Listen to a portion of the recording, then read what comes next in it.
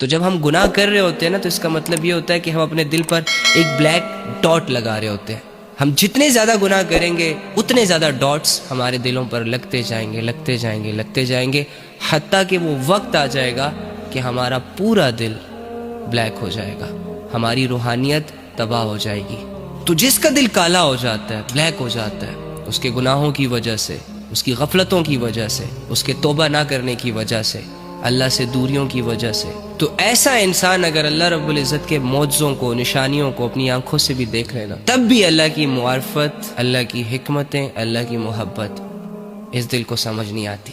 پھر ان کی مثال ایسے ہو جاتی ہے کہ ان کی آنکھیں تو ہوتی ہیں لیکن انہیں کچھ نظر نہیں آ رہا ہوتا، ان کے کان تو ہوتے ہیں لیکن ان کو کچھ سنائی نہیں دے رہا ہوتا، اور ان کے دل تو ہوتے ہیں مگر وہ دل اللہ کی یاد سے خالی ہوتے ہیں. دنیا کی محبتوں کا گھر بن جاتا ہے وہ دل.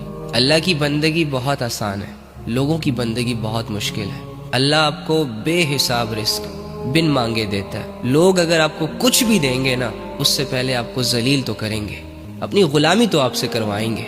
آپ کے موبائل فون سے لے کر آپ کے لیپ ٹاپ تک، آپ کے کھانے پینے کی چیزوں سے لے کر آپ کے پہننے والے کپڑوں تک، آپ کے رشتے، آپ کے ناطے، آپ کی دوستیاں، سب اسی کی وجہ سے.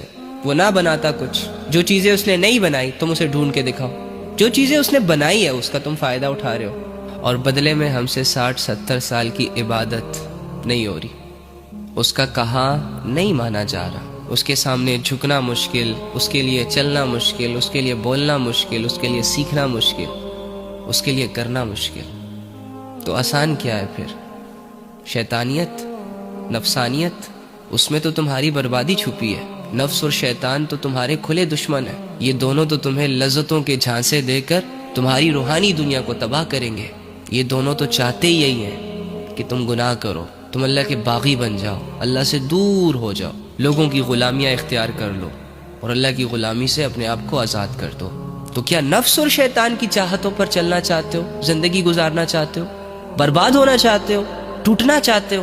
گمراہ ہونا چاہتے ہو؟ کہ جو بھی نفس اور شیطان کے راستے پر چلتا ہے وہ برباد ہو جاتا ہے، کہیں کا نہیں رہتا، دنیا کی نظروں میں بھی گر جاتا ہے، اللہ کی نظروں میں بھی گر جاتا ہے، یہاں تک کہ اپنی نظروں میں بھی گر جاتا ہے. یار جو انسان خود سے نظریں نہ ملا پائے وہ کسی دوسرے سے کیا ملائے گا؟ تو یہ گناہوں کی لذتیں کیا ہمارے لیے اتنی امپورٹنٹ ہے کہ ہم ان لذتوں کے پیچھے بھاگ بھاگ کر آخرت کو تباہ کر دیں، اللہ کو بھول جائیں؟ کیونکہ نفس اور شیطان کو راضی رکھنے کے لیے آپ کو گناہ کرنے پڑتے ہیں، جبکہ اللہ کو راضی کرنے کے لیے، اللہ کو راضی رکھنے کے لیے آپ کو نیکیاں کرنی پڑتی ہیں، عبادت کرنی پڑتی ہے.